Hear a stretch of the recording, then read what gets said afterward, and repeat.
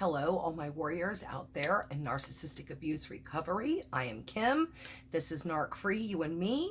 Please don't forget to hit the like and subscribe button. I now have an email where you can reach me if you have any questions or anything you'd like me to talk about. I don't have any coaching things or anything like that set up. We're a long way off from that, and a lot of my videos right now are just kind of fly off the cuff and discussing things that happened in my relationship, what I learned, when I put together the technique that I think will work for other survivors or people who are trying to move on from narcissistic abuse. That is when I will begin, really giving more advice. Right now, a lot of my videos are kind of fly off the cuff and things I've been thinking about with starting my channel. I also watch more videos and things that I want to think about or talk about. And today I'm going to talk about, I was watching a lady and I can't think of her name or her video. She was talking about new supply, and people were asking, how long will it last with that relationship? And like I've said in other videos, you see that it ended with their relationship, and all of a sudden now the next day they're in a new one. Once again, I'll say it again. I ended mine on Wednesday. Saturday he had a date. The next Saturday when he had kids, the kids had a new sleepover mommy. So that's how quickly they move on. So with that being said, this one's going to be about boundaries. You know, we can't, none of us, not you, not me, not anyone.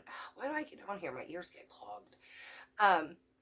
We cannot pinpoint how long the narcissist is going to stay with the new supply, or, because we really don't know that person. You can gather a little bit, I guess, if you stalk their page, which we all advise that's not healthy. Don't do that because it's just prolonging your recovery. But we all do it. We've done it. So now you know what she looks like or he looks like, and you know what's going on and how soon they started dating. So, uh, so how long will it last? What she said was very interesting, that it's all about boundaries. What kind of boundaries these people have. If they're a super empath, really empathetic, or if they're a person who has strong boundaries, strong-willed, they're probably going to be one of the ones that get out quicker. I'm going to say this, that was me. I am naive and gullible so much. I don't want to jump the gun. I want to give people the benefit of the doubt. That's what kind of makes me a sucker in the beginning, because I really want to give people the benefit of the doubt. I make a new friend and I think, oh, they're a lot like me, and we have to battle these relationships in our everyday life. Relationships and friendships, work, all of them. But talking on a relationship level, I will tend to let little things go. I dated a man many years ago, and he ended up being a severe alcoholic. And I was younger and I wasn't really looking for anything serious, and he was very fun to hang out with and go drinking with me and my friends. This was our early 20s, that's all we were into. The band thing, it's the 90s. And he would wake up in the morning and take a bottle of wild turkey out of the fridge and go like this. And at the time it was kind of funny, me and my friend, I would say to her, I'm like, it's like dating Axl Rose or Slash. And he'd go, you want some? Like, no, orange juice is fine for me. So for me, I kind of knew what that relationship was going to be. It was just for fun. It was just for a little while, because I'm not going to get involved with anybody like that. But I did like him and I did care about him. And a part of me kind of wanted to save him. I stopped that real quick. So that thought process in my head, because you can't save people like this, or take that burden on. That's something they have to do on their own, and I wasn't devoting my time to that. And he didn't want help. But with my narcissistic relationship, those relationships start out just like the most amazing thing, soulmate, the love bombing, that beginning where everything, you're both are just in sync and everything is perfect. Then I started noticing the cracks and the mask falling and it sliding, and little glimpses here, and then, listening to what he had to say about the ex-wife and the ex-girlfriends, and played on my sympathy strings. We both had lost our moms, both at the age of 59. That could have been a lie, I don't know. About how old she was when she died. She's the same age as my mom. I'm sure it was true. He said that a lot. But, you know, um, so he got me with the sympathy things with him and the kids, which is a narc's MO.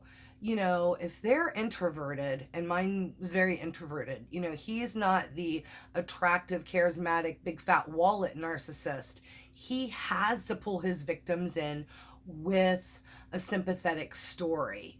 Because, like I've said before, I wasn't initially attracted to him. And in the end, I wasn't really attracted to him. He's not by means and gross. He's just not, it wasn't my type. So, and then with two small children, with my child being grown and 18 at the time when we started dating, and his very small, I'm talking under 10, it wasn't what I was looking for at that point with working with children. So, he pulled on my heartstrings, but I also compartmentalized a lot of it.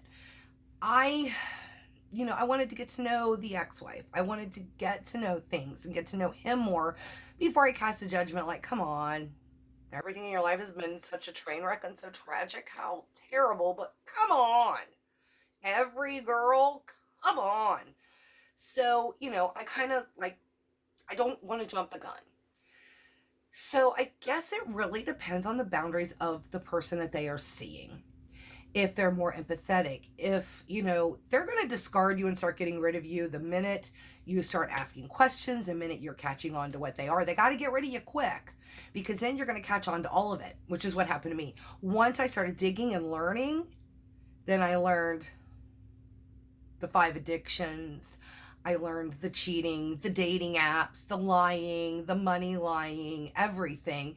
And I was demanding answers. And I'm like, if you don't give them to me, I'll find out. And I'll never forget when he first started dating. One of the first things I ever said to him when he was telling me all of his little love story or sad stories and everything, one of the first things I said to him, I can see it still. We were sitting at his house and I said, if I ever find out that you are lying to me, I won't be happy. I said, because if I give you all this and I open up and I tell people and I put on Facebook and I'm making all these plans and we're dragging your small children into it, my daughter, I will not be nice and I will not be happy, because I think I know, really. And, so it just really depends on what kind of boundaries you have. Are you going to stick around to see how long it takes for them to change? And I did. Even months and months that I knew and I figured things out, I still stayed. I was hoping that there was hope, because I would say to him, what happened to the man that I fell in love with? Where did he go? Because I still didn't know what narcissism was completely, and I didn't understand, the depths of their lying. So I still tried to stay, and I also stayed longer to figure things out. I had so many questions and he wasn't giving me answers, and I am a book nerd. I am also a person that if something's happening to me or something's going on, I need to learn it, live it, understand it, Google it, read it, go to the library, whatever it is. I want to know why this is happening and what's going on. So after I started digging and finding things out, then I kind of started cueing of this has to be a family trait. Something happened in his life. I'm nosy. I want to know. And I told him that. I said, I'm the person who should be in the FBI. I will not stop till I get the information. So I became friends with, well, she kind of had extended her friendship. His stepmom, who was divorced from his dad and had been divorced from him for 8 or 9 years. And, his dad had met the new woman that he was married to, got married instantly after the divorce of that one. That kind of started killing me, and wow. So he had not told me a whole lot about his parents. I know they divorced when he was young. I know that his stepdad raised him like his own since he was very young. I think his parents were divorced by the time he was 3. So, I started just kind of thinking, well, what happened? What happened in his life to make him this way, or to not be a very trusting I'm so sorry, my ear, every time I sit down in here and start doing this, my ear gets clogged. It's allergies, so it won't stop raining. So I became friends with the ex stepmom because she had been in their life 30 years and they stayed close to her.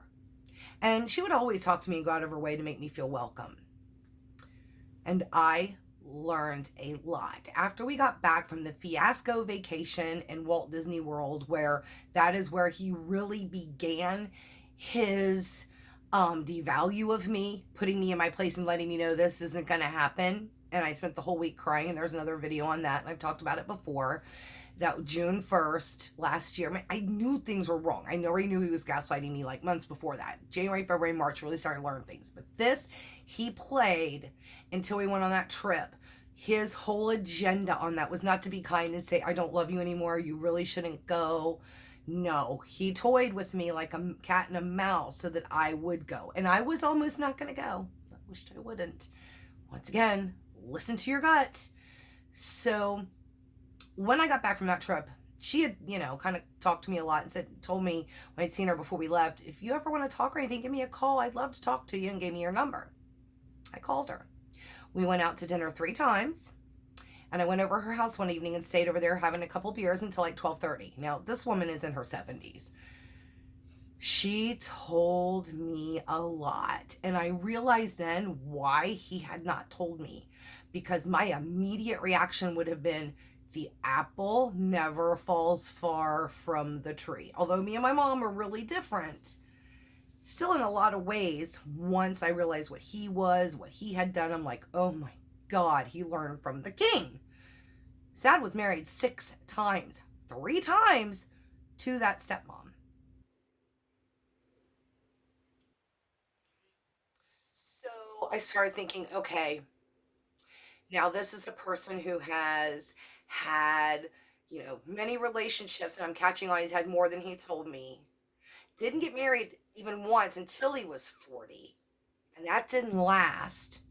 And then he's telling me that this woman beat him up, didn't want to stay with him, would smack him every day, all kinds of lies about this woman. I'm like, at 40, you weren't wise enough to pick a better woman?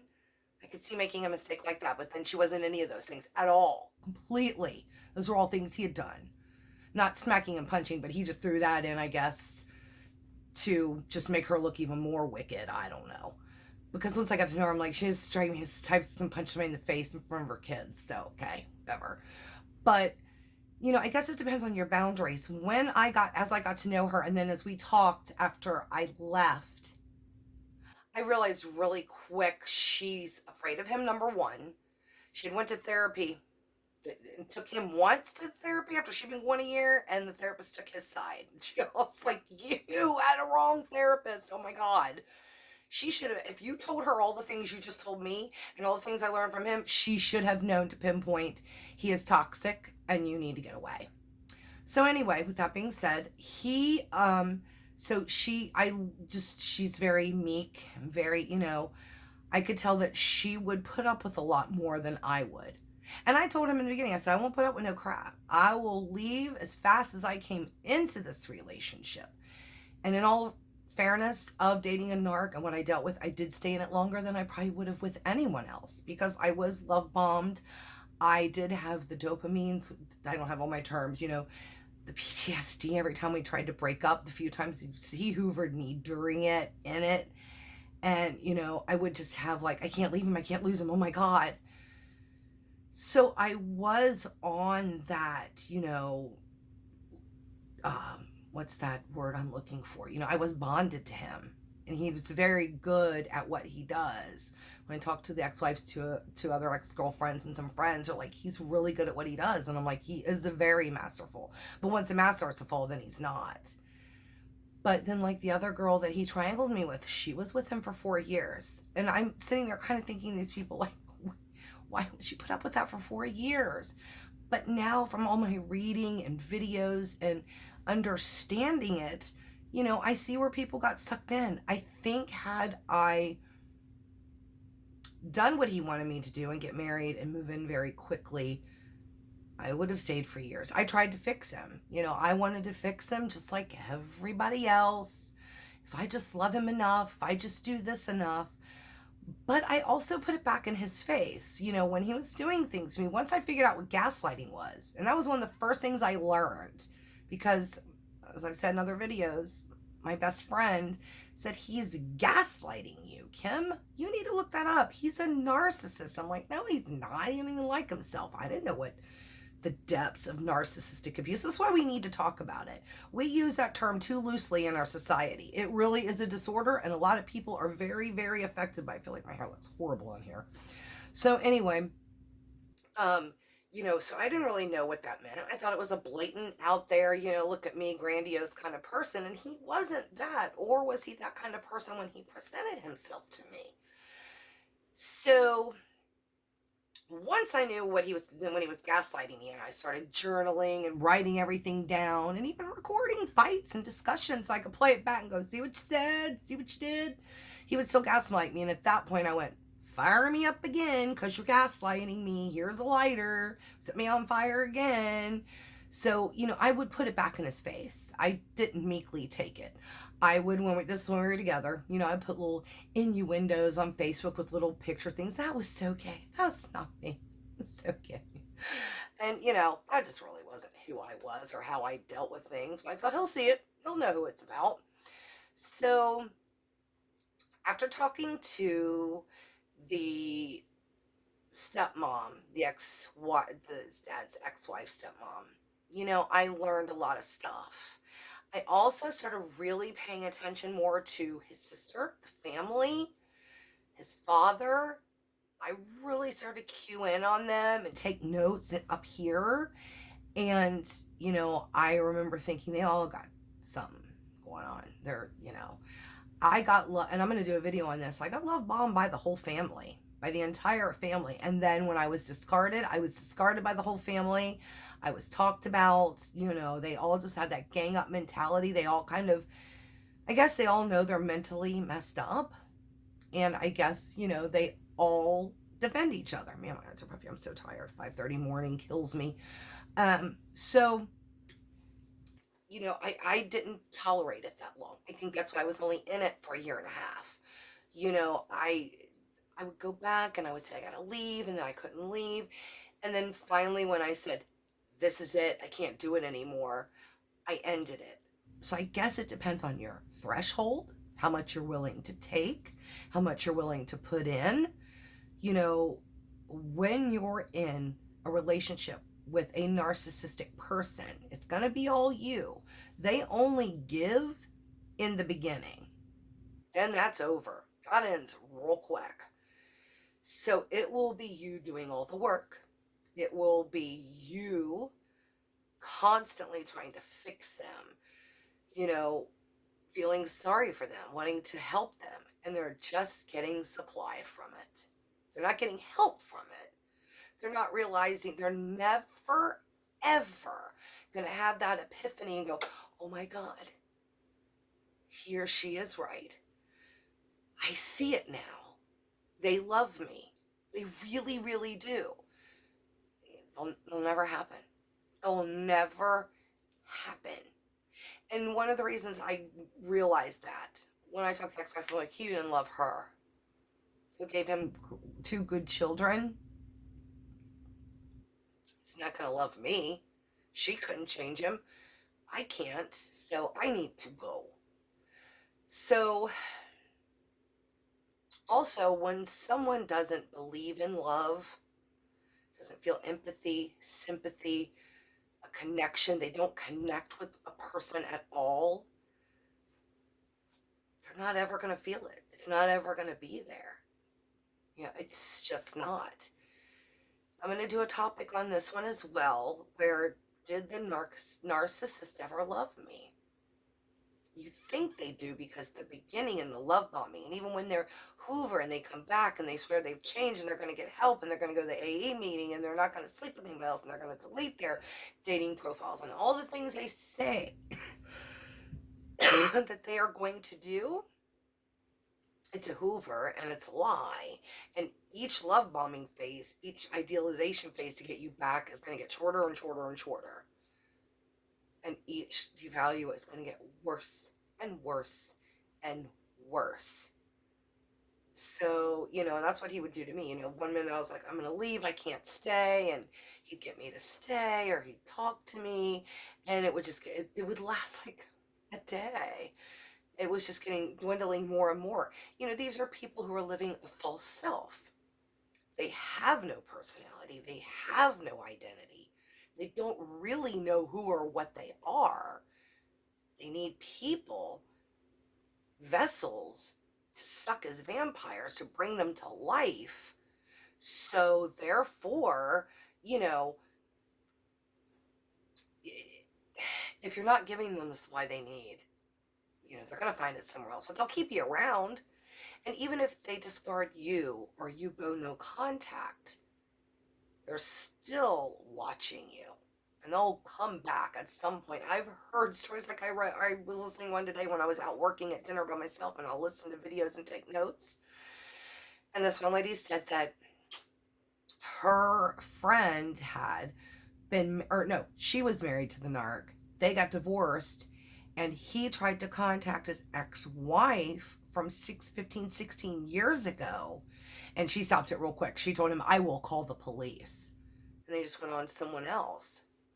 So they will recycle you again somehow, because to them, you're their property. You are not a living, breathing person. This is a person who does not see people as people. We had no life before them. We have no right to have a life after them. And they're going to hoover you at some point. You got to be strong and have boundaries. And that's what we're going to work on, boundaries. Because I'm a pretty boundary person. I don't, not always. It's something I have grown to do. Owning a business helped me with that backbone through the years. And then just my family is full of narcissistic people with heavy narcissistic traits.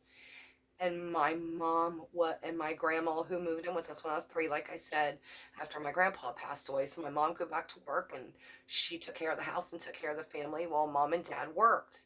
And it was a win-win for everyone. And because she never worked a day in her life, she didn't even drive. Wow. And so, they were the impasse of the family. They were the glue that held everybody together when everything was falling apart and people were being mean and hateful, and everybody would come to them, and the central hub for all of this was my home. And now that I'm taking notes on not just my relationship with him, but my relationships in my family and friends. My best friend, Kelly, is my cousin, my second cousin. Her mother and my mother were cousins, and they were best friends. And I think the powers that be, all the time that she came into my life, they moved down the street from us when I was 7, or when I was 8 and she was 7. And we have been best friends ever. We are connected on a mind level, on a psychic level. And so with that being said, excuse me, coming up. So with that being said, I had her to turn to, but if I would have only had the immediate family on my mom's side, oof. People used to joke that there was a lot of mental disorders in our family. I do think there is some bipolar issues, depression, but we all wear a really good mask to be happy. Now, the second generation, we grew up saying, I don't care. I'm going to say what's on my mind. This is bothering me. We were of the generation that went to seek help, that went to talk things out. My mom was very much, don't say anything the neighbors will hear. Don't do anything everybody will know. They already know. You're not blindfold act. Not my mom. And just whatever's going on in the family, or that we all had a fight outside. I mean, we weren't brawling or anything, but very pristine. My grandma and mom were, I'll never forget one time I was sitting on the couch, and I would get very bad cramps during that time of the month. And I remember sitting on the couch, and I was like, oh my God, they hurt so bad when I was younger. I said, I just feel like I'm going to die. And I said, I'm on the rag or whatever. And my grandma was like, I would have never have said that as a young lady out loud in front of people. And I just kind of joked. I said, well, if I got to suffer, everybody else should. very pristine. We just don't talk like that. You always wear clean underwear in case you're in an accident. My grandma and mom's shoes, well, not my mom's much. My grandma did. Her shoes matched her purse, very old school Southern politeness. So, we hit it well when the family was having problems. But, there's a lot of things I don't think have been touched in this family, and I've had to eliminate a lot of people over the years. So, this is getting a little long-winded, gone a little bit farther than I wanted to into topics. It wasn't even really what it's about. But what it is about, what I was discussing, is how long will the relationship with the new supply last from the narcissist? And we really don't know. It depends on your boundaries. And this is what we're going to work on for you. If you were with your narc for 3 years, 5 years, 10 years, 15 years, we are going to work on those boundaries. So next time we know when to cut this off, what to look for, and what I have to be very firm in what I'm saying. Because I always say this, with this relationship, I let all my boundaries down and I let him in more than I would have ever anyone else. And I don't ever want to make that mistake again. But I also don't want to turn away someone who could be perfect. So you have to learn how to go. At this point, when I first left my narc, and for months, even now a little bit, I worry a little bit, because I haven't really dated, because I'm moving, so there's no point in starting anything here. I'll never do that again. I'm not starting something here. It's what I did with him. I gave up all my dreams and what I was working on to stay here with him, so I'm not even bother. So, but I thought, what if I don't, what if somebody's just being nice and actually gives me a gift or says certain things? I'm going to go, oh my God, he's a narc. But now I'm learning and I'm reading and I'm journaling and I'm studying what I need to do to keep my boundaries, but not seem like someone who just can't let anybody in. We don't want to do that either. We don't want to lose who we are. We don't want them to win and destroy everything about us. We can't allow that. We're worthy of love and finding the right person that will be good to us, that will treat us the way we deserve to be treated. So this is cutting short my only videos for so long. I want each and every one of you to know I love you, and I want you to stay safe, stay strong.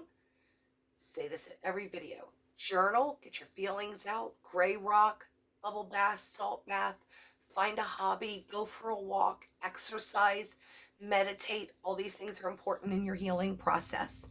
Be well. Don't worry about how long that relationship's going to last with the new supply. In the end, it doesn't matter. All we should do is just hope it ends for that person quickly. Don't hold on to hate. Don't worry about them. Worry about you, and just hope that they find clarity quickly and understand it and get out. Be well. See you soon.